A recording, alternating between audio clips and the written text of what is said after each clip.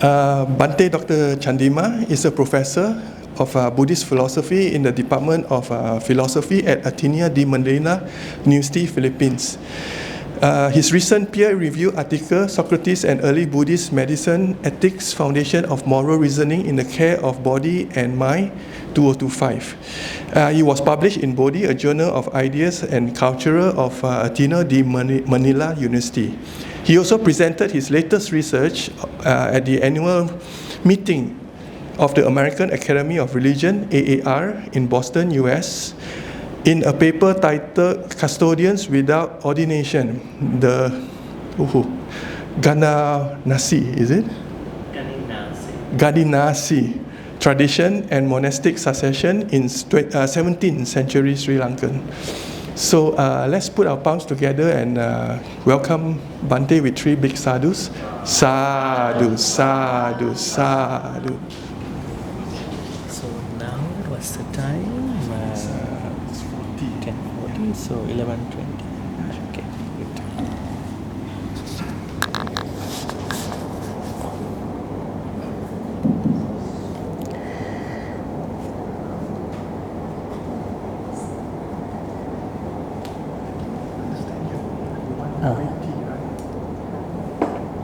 I think yes.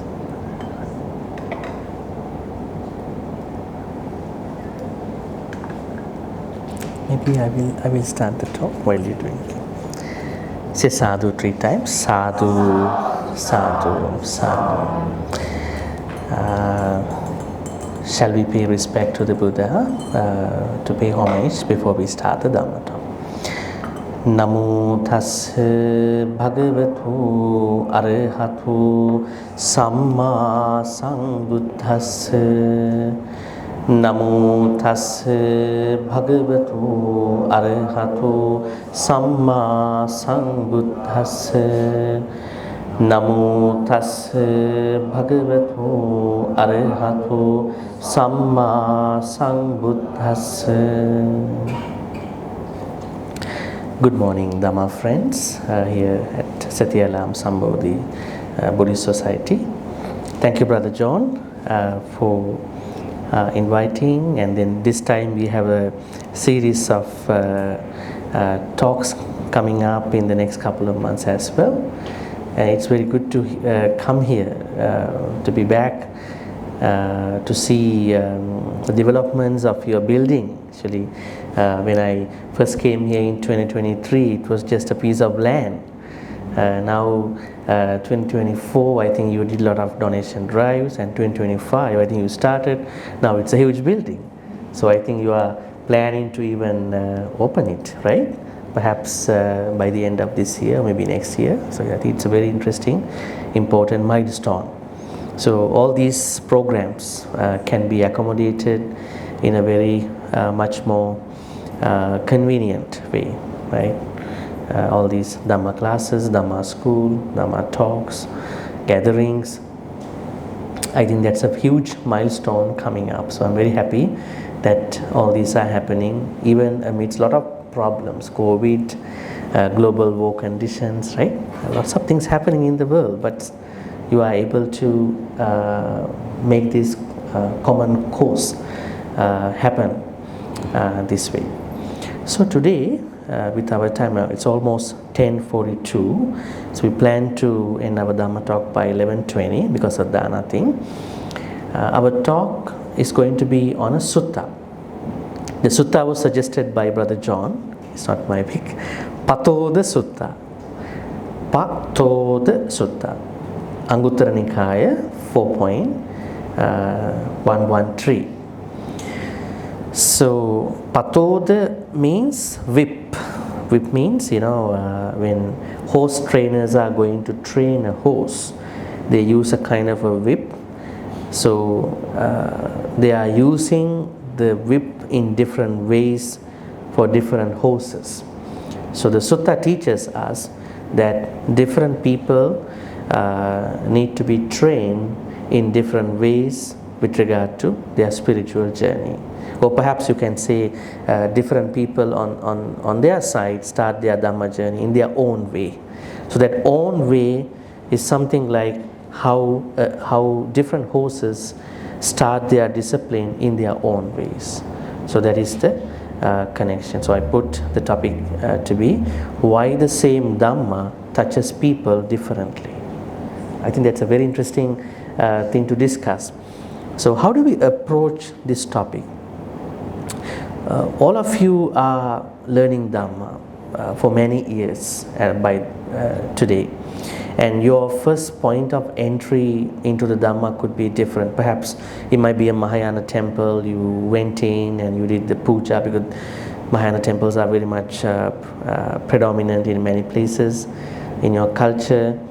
And then at the same time, while you are going to these places, you also start learning Dhamma in English, especially from Malaysian English Dhamma speakers, maybe Bhantes and lay speakers. And then you find out that there are things that you need to learn rather than just go to a vihara temple and then do the chanting and come back. A lot to learn. But that lot to learn thing also work in a way how we approach life with Dhamma. This is the way how we can look at this topic. So we have a lot of things to discuss, but we will first take a look at the sutta. This is Patoda. Okay? Whip used to guide a horse, right? Patoda. Now you might be thinking, why did the Buddha use another title for this sutta? Actually, Buddha does not give the titles. Who gave the titles for these suttas? Senior monks. When they preserved the Dhamma and Vinaya, after 3 months of Buddha's passing away, that is when they gave different titles. That is why you see same title was given to many other suttas, some duplications. Right? Because at that time they didn't have AI, this database management. They didn't have anything, so they had to manually go to each and every sutta. That's why we see sometime Metta Sutta. There are many Metta Suttas, and if you see Sappurisa Sutta, there are many Sappurisa Sutta.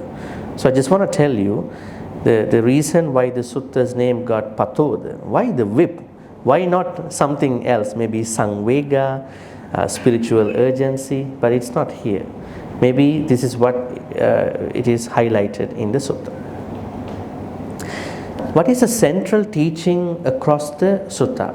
The Buddha compares 4 types of horses with 4 types of human beings in terms of how they respond to the call of Dhamma practice. So the bottom line is, not everyone awakens to truth in the same way. From here we take a pause. The pause is that we have to discuss something here before we move on to the rest of the sutta. Now you think about the stories in the Buddhist canon. There are some people who were next to the Buddha, but they never realized enlightenment, or maybe they never had a progress. May I know one of the names of such people who was very next to the Buddha, but the real urgency, spiritual urgency never started in their life? Sometimes they were troublemakers too. Can you think about anybody? Venerable Devadatta is one example. Because Venerable Devadatta had his own plan. He has an ulterior plan too. He thought Buddha is a position, job, maybe a position. If I divide the devotees, then he will leave and I will take it over. He thought that way, but it's not a position. It is a meritorious activity someone has been doing as a bodhisattva. Any other individuals who was next to the Buddha but never realized anything? Is it Angulimala?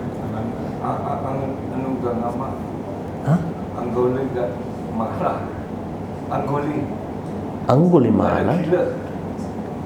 But Angulimala was able to attain Nibbana, right? Yeah, Angulimala, actually his name was Ahinsaka. He was not a monk actually. He was a good student. He went to study under a good teacher in Takkasila. They are calling it modern Afghanistan at that time, the best school in that part of the world. And what happened? He was envied by other students. So they fabricated a story to the teacher. They said that this Ahinsaka, the brilliant student in the class, is having a scandal with your wife. So the teacher went haywire and he said, okay, I don't believe this thing, but other students approached the teacher 2 times. So then he started believing. You know, sometimes even the lie is to be promoted by many people, then good people also believe, oh, maybe it's true. Huh? But they all are liars, you know. There could be many liars in the world, right? People don't speak the truth sometimes for their own agenda. So the teacher made a plan. He made a plan to destroy Ahinsaka. He said, you know, at the end of your studies, graduation, you need to do a tribute to the teacher. Every student has to do it. So you do it early. It is a pre-tribute to the teacher for me. Then he asked, what can I do for you? Then he said, you need to make a garland, right? But that garland is not from the flowers. It is going to be a necklace out of fingers, human fingers. So that means you will have to have 1,000 fingers to make that necklace. But the thing is that you can only take 1 finger from 1 human. So you will have to kill 1,000 human beings. He said, okay, that's why when you are too intellectual, you are more troublesome to others. Don't study a lot. If you study a lot, you become intellectual. You see, the masterminds behind bombings, explosions, sometimes shooting, very educated people. There are uneducated people too, but sometimes they are very educated people. Some time ago in the US, there was one student who graduated from the same high school. He went on a rampage of killing his own students. So he went, and then what he did was that he pulled the fire alarm, and then he went to the muster point, assembly area, because he knows everybody is coming to that place. He shot everybody. That's the thing. When modern psychology says it is a mental problem, so other people have to take somebody's mental problem, right? How unfair is that, right? So that's why intellectual vulnerability is a problem. That's why the Buddha said, don't be too wise. You had to balance out your 5 spiritual faculties: saddha, virya, sati, samadhi, panya. Saddha, don't be too faithful about anything. Extreme in your trust about the Buddha, Dhamma, Sangha. Don't be too much in your energy. Don't be too much in your mindfulness. Mindfulness, if you become too mindful, a lot of problems will come to you. I will explain to you, otherwise you might get misunderstood. And you don't be too concentrated. Don't be too wise. The Buddha said we have to balance out 5 spiritual faculties. What will happen to you if you have too much saddha? What is saddha? Faith. No. Faith, this is the problem. Actually, we have to find out the better English word for this. Faith is normally an undivided trust about somebody, especially with regard to the God in Abrahamic religions. If you study well, you will understand that. Normally we call saddha is trust with regard to triple gem. So that trust has to be unwavering trust about the Buddha, Dhamma, Sangha. I know that this is not very easy for some people when it comes to Sangha. You hear certain things and you might fall out of that trust. That's why we have to keep the saddha always, whatever the things happening outside. But my saddha has to be consistent. When every society becomes plagued with everything, what do you think? Every society will become a part of that, in more or less. But there are good people too, right? So saddha, you should not be too much trustworthy about certain that means don't be only working towards saddha part. In Sri Lanka there is a story, it's a little bit funny story. One old lady, she she's doing the puja. In Sri Lanka they place the cooked food over the uncooked fruits they want to cut into slices. They want to do like that. So, and she thought one day, I want to offer appang, Indian appang, Sri Lankan way. So I don't need to place appang into a bowl or plate. Tomorrow I want to give it to the hand of the Buddha. So she came in with the appang, she placed all the appang on the real hand of the Buddha statue. 5 of them. So by the afternoon time, the chief monk wanted to go to the vihara to do a blessing, and he saw lots of ants going here and there. What's going on? And then found out there are appang on the hand of the Buddha. And we know the Buddha statue is a symbol, right? So when you are too much blindly trustworthy about Triple Gem, you do some unwise things, right? So you should know what is this, what is Buddha image, what is Buddha statue, how to behave. That part will happen only when you maintain it. Virya, if you have too much energy, you are overexcited, which is happening to some people when they go to certain activity like retreat. Think about, you are thinking, I know that one man got enlightened just because he listened to a Dhamma talk, so why not me? Today I come to Setia Sambodhi Society, I listen to Patoda Sutta, by the end of Sutta I must be a Sotapan. Right? Perhaps you are pressurizing too much about what you are doing, right? I mean, let the enlightenment happen gradually, don't worry about it.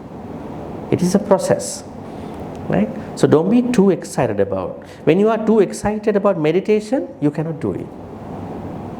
You are too excited. Just let it happen. It takes time. And if you, at the same time, the opposite side, if you are too lazy, that is the normal thing we know, that is also a problem. So you have to balance out. Third, saddha, virya, sati, mindful. We need to be mindful. What if you are too mindful? Can you tell me an example? You pick up everything what's happening around you. Look at, you are talking unwisely. You are picking on other people. At the same time, you are very critical about everything that's happening around you. I think other people feel you are a troublemaker here. Let us be us, and we be mindful in our own way, right? So mindfulness doesn't mean that you are going to be like that. You just be aware about what's happening. Don't be too mindful, right? Who is saying this? Buddha. Balance out spiritual faculties. And then concentrate. You are very concentrated. Too concentrated. Then what will happen? You are not able to let go things. So I was too concentrated. This happened 10 years ago. That person did something to me. I can remember. I cannot let it go. I can forgive but cannot forget. Right? You are bringing that forward. 10 years now. That person already passed away. They have no connection with you. But you are bringing. You can't let go. Too concentrated. Well, you need some concentration, but not too concentration. And last one is panya, wisdom. As I said earlier, we need to be wise to the extent we can execute our spiritual, secular activities, but not too much. Going to be wise in a way that disturb your life. Now, I will give you a very simple example. May I know what is Buddhist wisdom? If someone asks you, a non-Buddhist, tell me, every religion talks about wisdom. What is Buddhist wisdom? How do you answer that question? Middle path. Huh? Middle path. Middle path is one way to say that. And then? Anybody? Impermanence. Not self. Suffering is wisdom.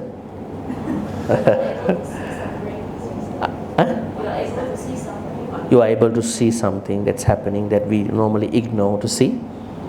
Okay, so there are 3 Dhammapada stanzas in the Dhammapada. Buddha says wisdom, panya, Pali word.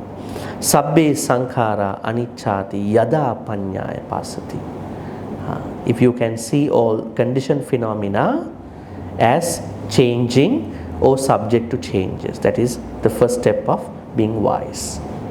Second, sabbe sankhara dukkhati yada panyaya pasati. If you can see all conditioned phenomena as are having dukkha and subject to dukkha. Second stage of wisdom. And the higher level of wisdom is sabbe dhamma anatta yada panyaya pasati. If you can see that all mental phenomena, mental states, because we are creating mental states for the sankhara later on. If all those mental phenomena are not self, cannot have a permanent ownership, that is the highest level of panya. Now, as lay people, you are living as lay people in your house, you have relationships, you have secular purposes in your life. How can you bring this into your lay life? Not in the same way how a monk or a nun going to take it, right? You have secular pursuits, right? Think about your relationship, right? And your better half is wearing a good new clothing, and then asking, look, do you see a difference today? No, every sankhara, ola sankhara, they are going to what do you call? Impermanence. So is this. What will happen to your relationship? That's why you have to appreciate that. That's the Buddhist way. But while you are appreciating, you know that this is sankhara. That's why you have to be very careful when you're practicing Dhamma into your daily life. Don't bring that naked truth right away into plugging into that daily life in that way. Right? Normally recently I've been conducting a meditation retreat called Matta, M-A-T-T-A, not Metta, Matta. This meditation comes from a sutta called Bahiya Sutta in Udana Pali. Buddha teaches Bahiya about Matta. When you see something, you only see it. When you hear something, you only hear it. When you sense something, you only sense it. When you think something, you only think it. So now you think you want to practice Matta in that example. You're saying, look, you see a difference today? Yes, when I see it, I just see it. Right? So that's why I'm telling you, you need to know how to bring wisdom into your daily life without creating a problem. That's very important. I only pointed out one example. There are so many other examples. Think about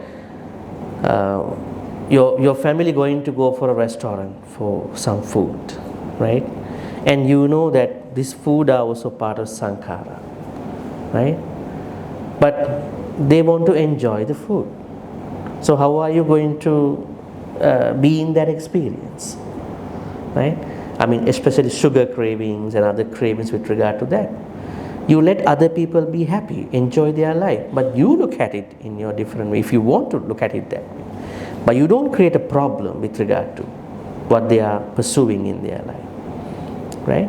So this way, when you are too over wise about things, you are going to comment, you are going to become a problem, and your wisdom will be the thing that perhaps trouble you. Wisdom is very important, but it has to be in that moderation. So this way, this is how we understand 5 spiritual faculties. Going back to Ahimsaka was intellectually too vulnerable. Maybe not wisdom, intellect. We call buddhi, B-U-D-D-H-I, buddhi. So then what happened? Okay, I will do. That's a part of my academic graduation. And he started killing people. He killed almost 999 people. And then King Kosala one day went to see the Buddha and asked him and told him, we are going somewhere today, we just wanted to get your blessings. And then the Buddha asked, where are you heading today? You know, there is a man who is a very educated man. Now he has become a brigand. He kills people and loots their stuff and then cuts their fingers. He takes only one finger. So I'm bringing special forces to catch him today.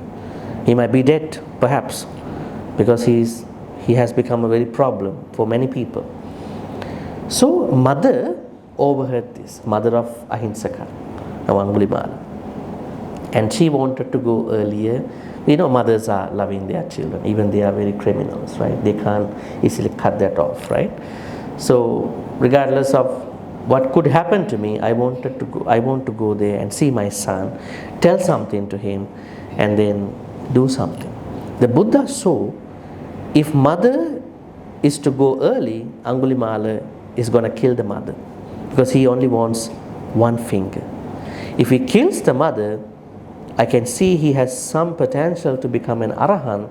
He won't be able to make it to that level. So I go earlier than mother. Definitely earlier than King Kosala. So he went there, and then Angulimala was very happy. Why? Very easy target today. Monk cannot run, rope, and oh, such a very 1,000 finger, but very good, easy target. So then there was something happening in that story. Angulimala said to the Buddha, he doesn't know who is this, he only knows this is a monk, right? He said, stop monk right over there. That was a very good trigger for the Buddha to teach him something. He said, I already stopped, you are the one who is running. Then Angulimala was very well educated. Somehow that education brought him disaster in his own life. He started thinking, monks don't lie. Perhaps what he is saying has some truth that I cannot see. Then he understood, he is referring to the existential journeying into one life, from one life to another life. What he is alluding is that he has stopped it, I am still on it. So I drop all that, I want to drop and then become a follower of him. Right? So then the King Kosala came to see the Buddha after this happened. I think that was a mistake. So then he brought Angulimala back to the Jitanarama. Angulimala became an arahant in that teaching. So then when King Kosala told the Buddha, we are going to catch him, the Buddha said, King Kosala, what if Angulimala became a Buddhist monk, and would you still respect him? He said, yes. So behind me, he was very shocked, right? So see, Angulimala's transition into Dhamma is a very different way. And there were other people who came to see the Buddha, listen to Dhamma talks. It took some time, and then they become enlightened, right? So different people had different approaches to get into the Dhamma. So now with that, let's proceed to the first. Thoroughbred, that means, of course, all these horses are thoroughbred, means very ajaneya horses. In ancient India, a well-trained horse responds quickly to the trainer. Qualities: sensitivity, intelligence, readiness, discipline. We know horse is a very noble animal, right? They say they have a tendon locking function, so they can sleep while they are standing. Very interesting, right? Do we have that capacity? You want to try? Don't try. You fall down. Never sleep while standing. But there are some other animals, but out of all the animals who can sleep while standing, horse is said to have that higher level of standing and sleeping. They say they have a tendon lock. That means when they are standing, their tendons will be locked, and then they can, medically speaking, they can sleep like that. So anyway, horse and elephant are the more noble animals that we see in the text, but horse is much more appreciated in many places. So we are using 4 types of thoroughbred horses to do the comparison. Who are the horses? Horse that moves at the shadow of the whip. Now whip is not struck, the horse trainer is holding the whip, but horse is becoming disciplined. Okay, anytime he can strike me, so I better be disciplined. That's the first kind of horse which has a parallel to a human being. Second, horse that moves when hair is touched a little bit. At that point, horse wants to be disciplined. Third, horse that moves when skin is struck a little bit, right? Not too heavily, but just a little, touch. Horse that moves only when bone is struck. That must be a very stubborn, difficult horse, right? Okay. Horse that moves at the shadow of the whip. It reacts immediately without being struck. Even the shadow of the whip is enough, a highly sensitive and intelligent horse. Now you think about the human parallel. Someone who even sees the dukkha in his or her life, the person sees the shadow of the dukkha. This is happening to me one day, but I am not yet going through that. I think it will come to me anytime. I better be careful. I better come to the Dhamma path. Just like here, this is the person who is like that horse, the most sensitive practitioner. Are you one of them? Are you very sensitive to Dhamma practice? We are sensitive to many other things, right? Sometimes food allergies, people. But this person is very sensitive to embarking on the Dhamma journey. This person hears about the death or dukkha somewhere, reflects deeply, feels samvega, spiritual urgency. This person begins practicing Dhamma seriously, even at the beginning, and wisdom arises through reflection. Sometimes people don't go to reflection. Reflection means something must have happened to them in their personal life.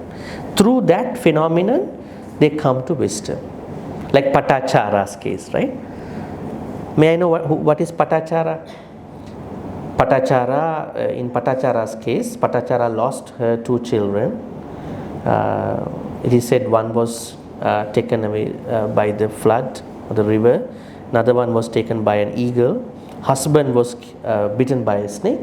So 3 were dead by that time. And she was thinking about her mother, father. They also passed away because of a fire in that house. So she became very, mentally sick.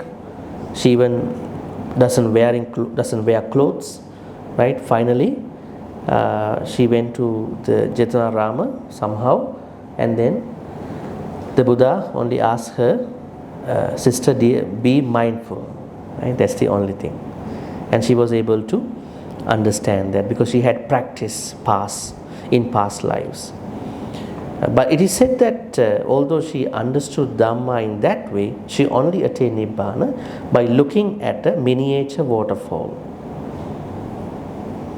How many waterfalls we've been seeing? Here, abroad. Have we ever become any sort of enlightenment? Why is it? We look at only the charming side of the waterfall.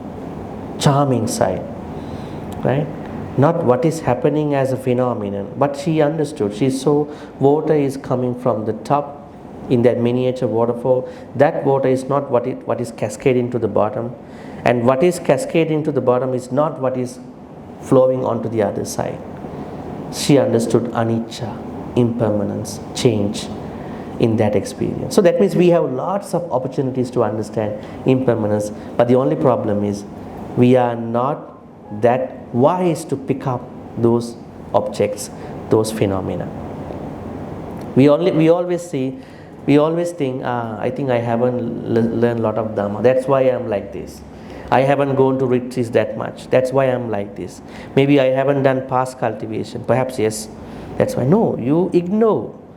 You don't have the particular mindset to capture those moments.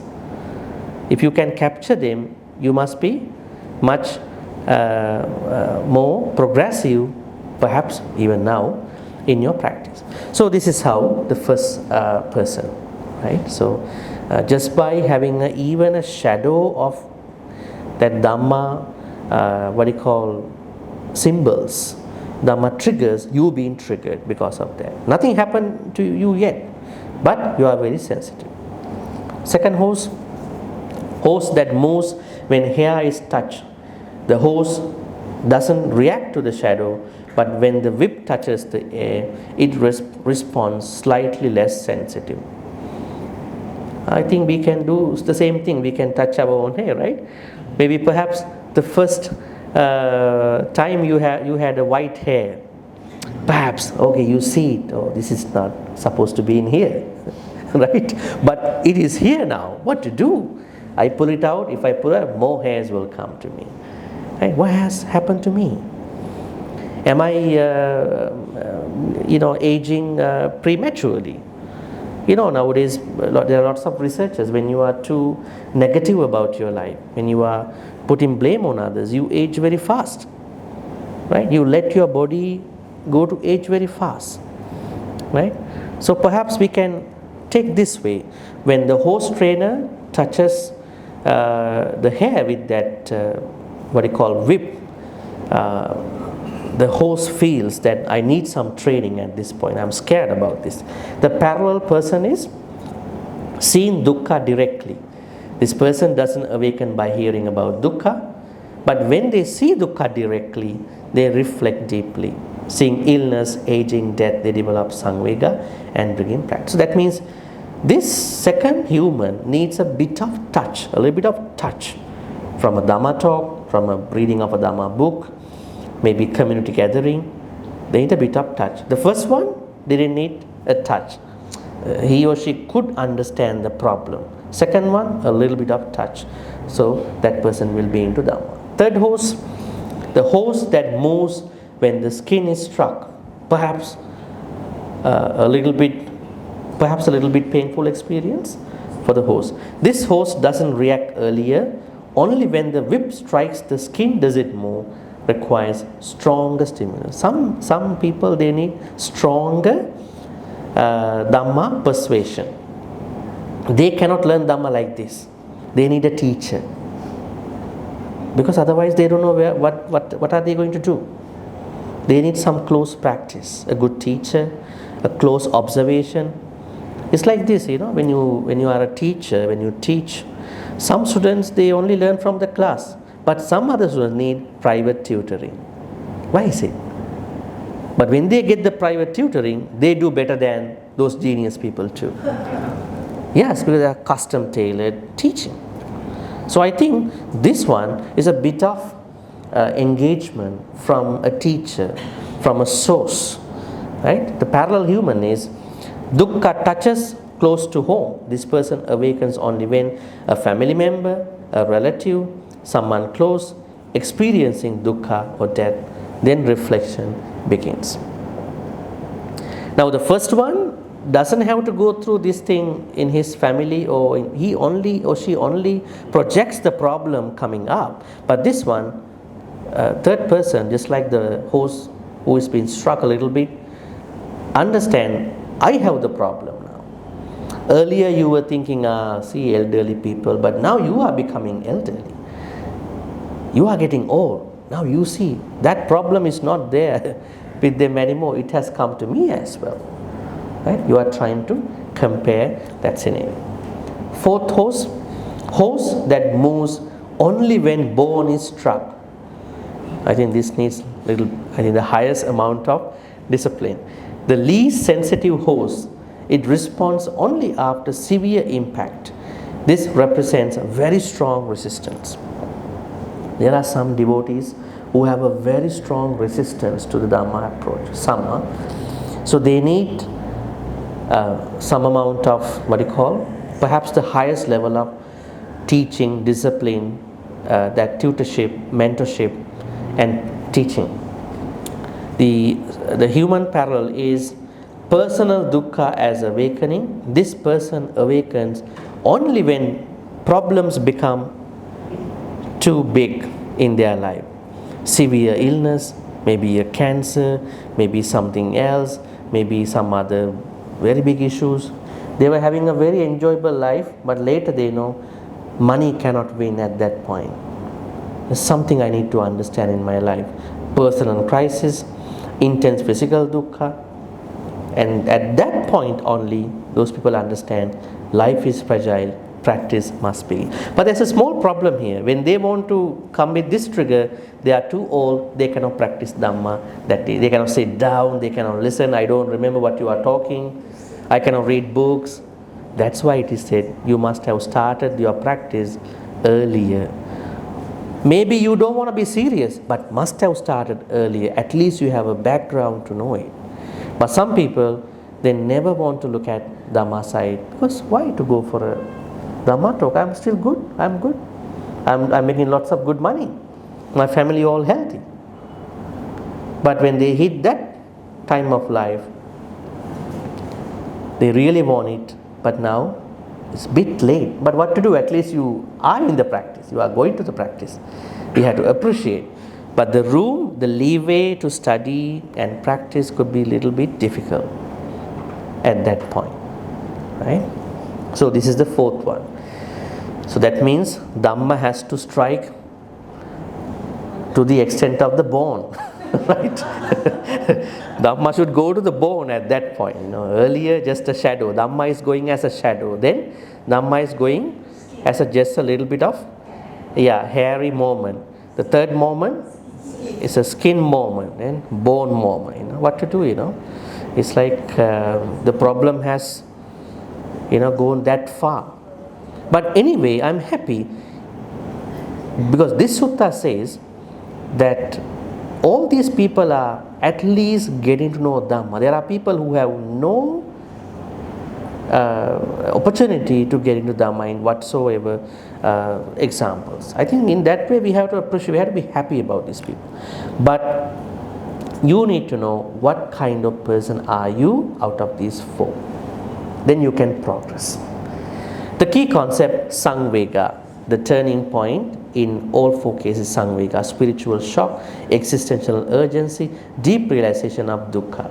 So you need wise reflection, yoniso, manasikāra for this. Where am I? I want to see where am I in my life. And yoniso, padahati, diligent effort.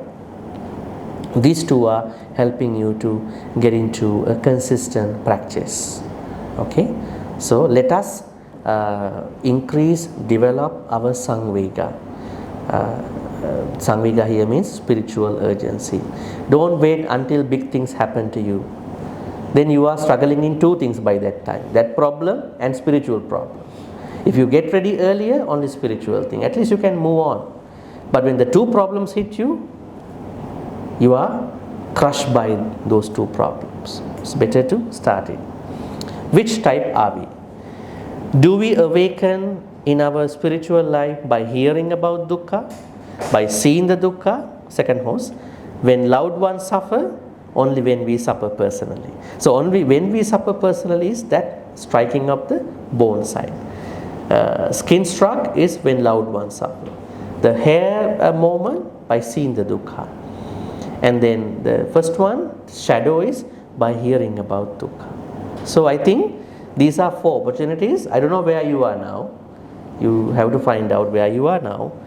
Once you find out where you are now, you need to continue. Doesn't matter where you are at that point.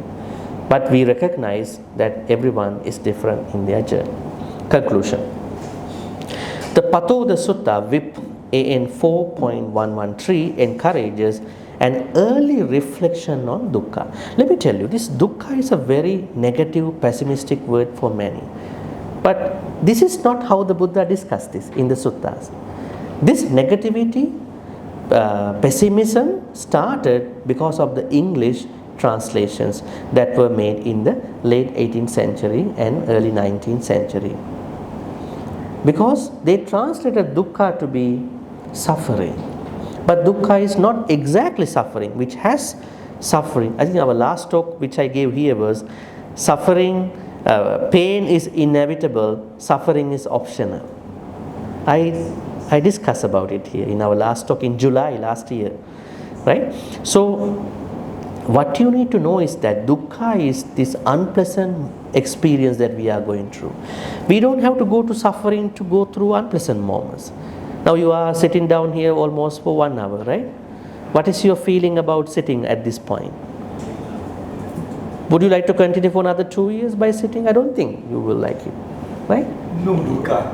Huh? No dukkha. No dukkha? No, I mean some people, majority will find, I want to change my position, change my posture, because I don't like to sit like this. But when you keep standing, then you want to rest. So I think dukkha is everywhere. When we know that any comfortable, convenient thing we are doing is not going to be long lasting, then we know dukkha is everywhere. So the more I understand my dukkha, the happier I am. The more I don't understand these tiny little dukkha moments, the more unhappy I am. So the Buddha teaches dukkha not in a negative, pessimistic way. He asks us to understand dukkha. It will help us understand issues in our life. That way you respond, you don't react. You talk to people nicely because you know this is happening to them. Right? So that's what it's like when you go see a doctor, the doctor will ask, what brought you today here, right? And then what will you say? You say your problem, right? You had flu, you had runny nose, you have watery eyes. Will the doctor believe you 100%? Will the doctor give you prescriptions right away? What will he do after that, or she? Check you. He goes for his own diagnosis, right? And then only try to cross-check about what your story and what he thinks about it. And then also he's asking side, those side effects, what medications you've been taking, or these medications are going to interact good in a good way or bad. That is the same way Buddha presented dukkha. In order to understand happiness, we have to observe, examine dukkha. Right? Insofar as how we examine dukkha, we understand sukha, happiness. That is the way how it should have been presented. But unfortunately, the Western scholarship at that time translated this to be suffering, because they went by the biblical canon. The Bible, biblical canon. There we see happiness and suffering. So that's why Patoda Sutta teaches us, don't be scared. Get to know dukkha early in your life.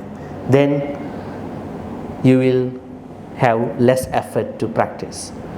But if you lose all the moments, you have lots of effort you need to practice, right? Second, sensitivity to impermanence. What does it mean by sensitivity? When we know the changes, we understand the changes better and easier.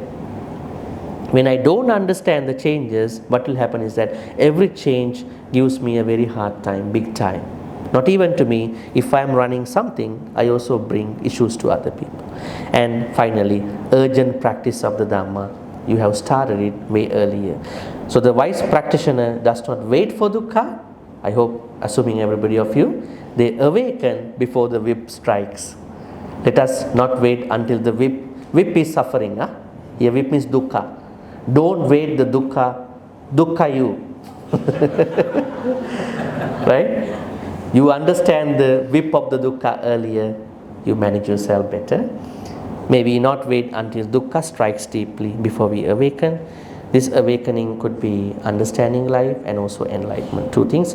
May even the slightest shadow of impermanence, anicca, stir wisdom in our hearts, so that we walk the path diligently for the welfare of all beings. Thank you. Okay, any questions? You can take a minute or two.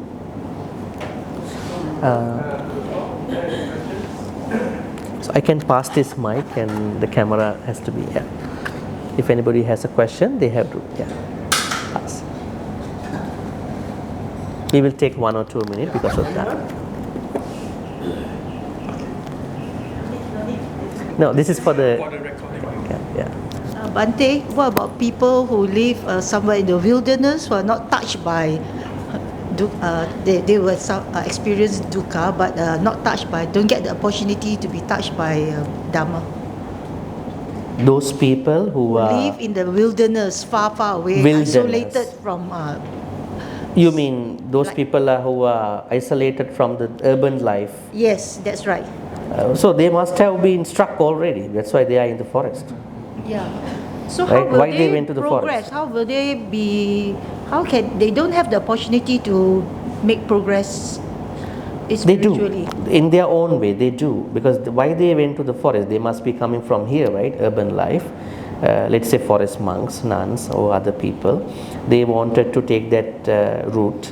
They think when they go to the nature, they can limit their distractions, and then they make the progress.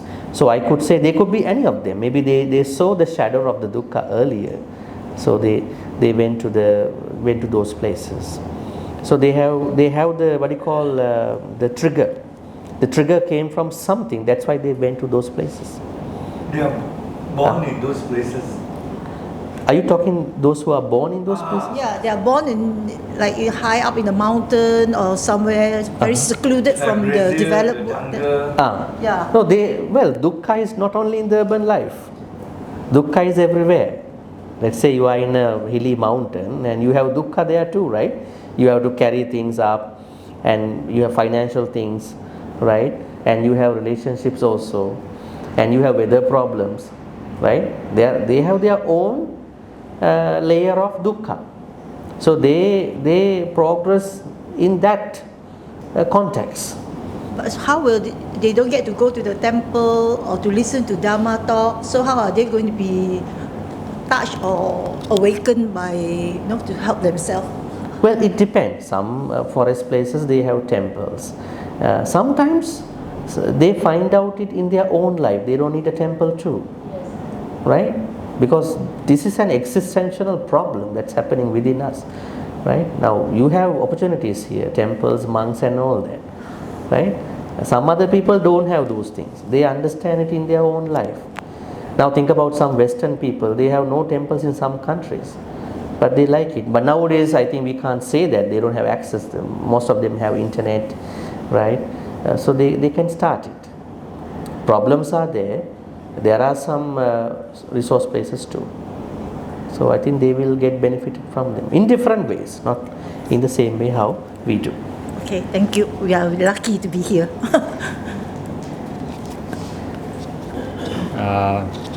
Bhante, normally like what you say, dukkha is everywhere, so we see dukkha daily, we realize it. Does it mean that we cannot enjoy our life in this present because we try to make it enjoy permanently, but it's not permanently? When you see the dukkha, so you cannot enjoy. when you see the dukkha, that is the opportunity to look for the happiness.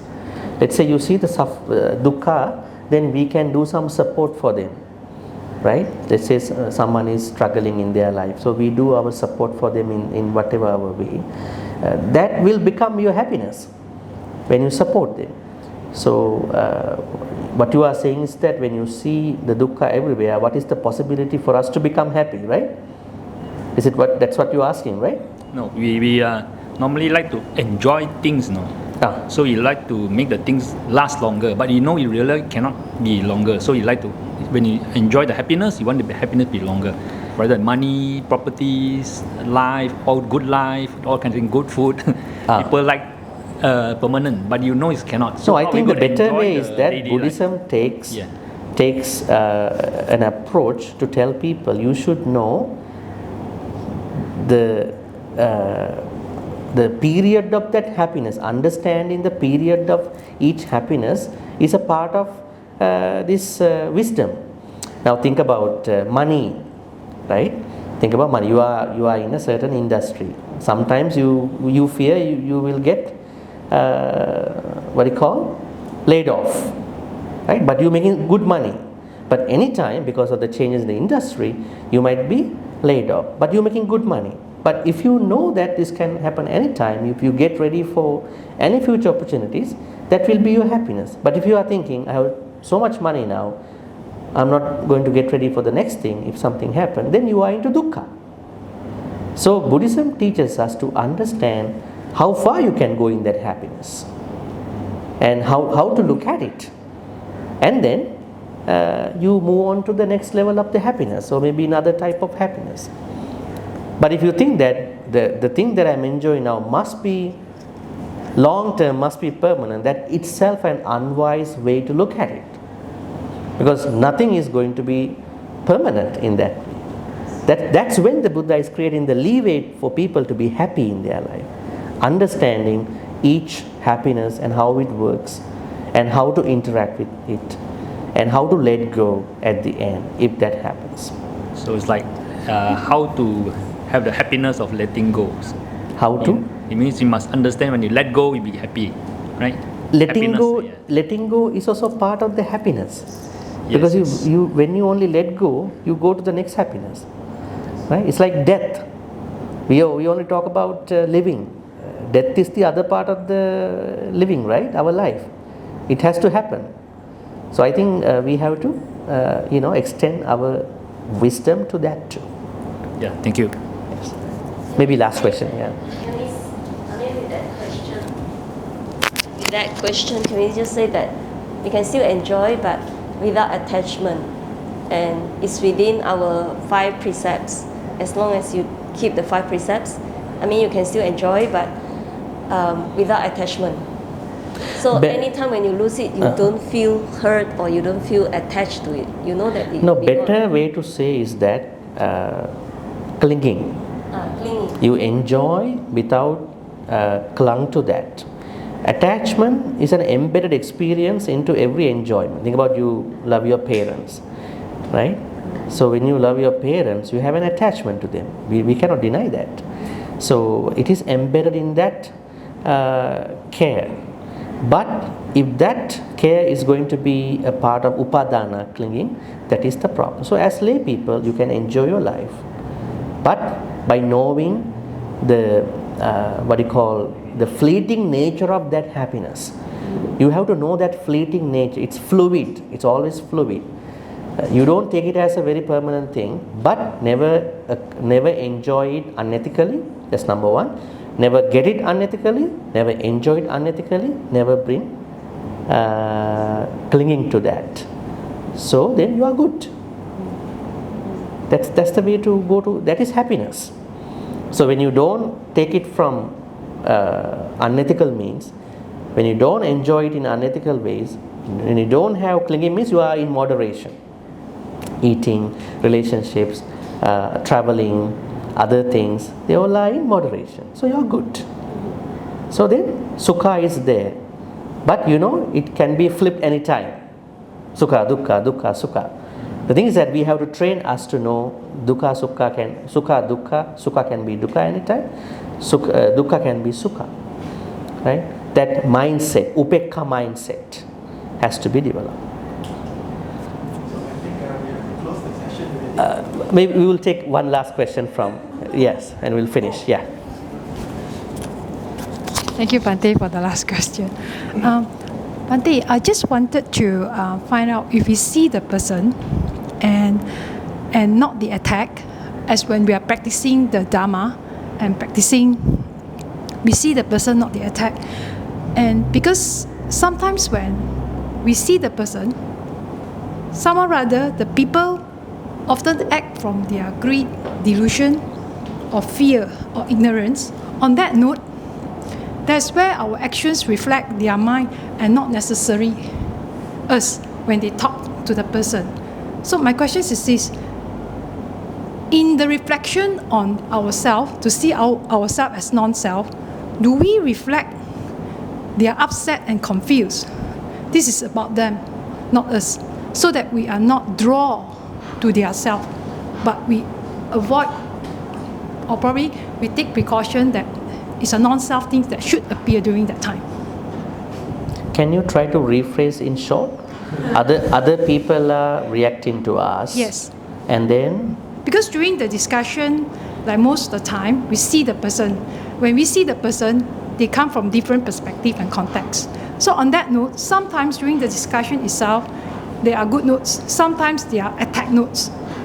So when it comes to the attack notes, that somehow people needs to know that there's a non-self and there's impermanence. And when we are practicing and cultivating it as a Dhamma, as a Dhamma or as a learner, do we just ignore in order that to state the firm, it is not as it is. It is where that comes from their mind. Okay. So how do we strive a balance between that? Okay. Yeah. Well, number one, we cannot change other people easily. We have to know that, number one. Second, but we can respond to those people. Right? There are different people in society. Perhaps your response will change them too. We never know. So, when you ask, is ignoring the best way to do it? But that ignorance should not also struck them badly, so that they will keep doing that same thing. Okay. Right? So you have to wisely respond to these people, depending on how they are sharing their views and all that. Perhaps number one is you have to make sure you are safe in that conversation, in the way that if you think that whatever you talk will bring issues into that, perhaps you need to be quiet in that moment, and then you do the necessary wise responses. If talking is not going to do that, maybe you are talking in a way how to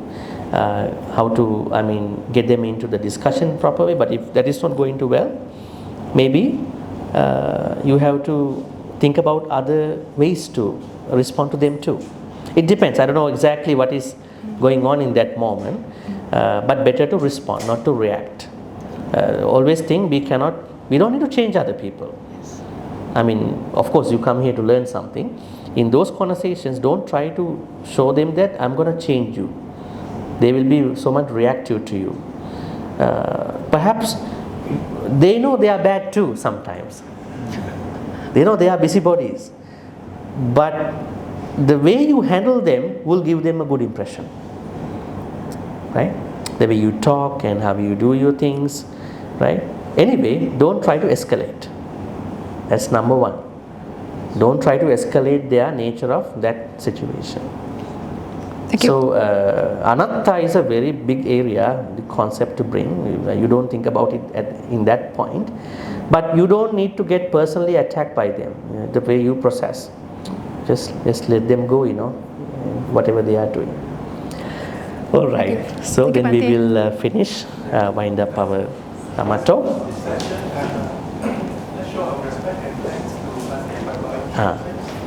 I just do a simple transference and then we will do that. Sure. May all the good karmas we be making today by learning Patoda Sutta about different ways of training, different ways of getting to know Dhamma, be supportive and helpful for all of us to attain the supreme bliss of Nibbana. Sadhu, sadhu, sadhu. Now you can respect. Yes, bow down.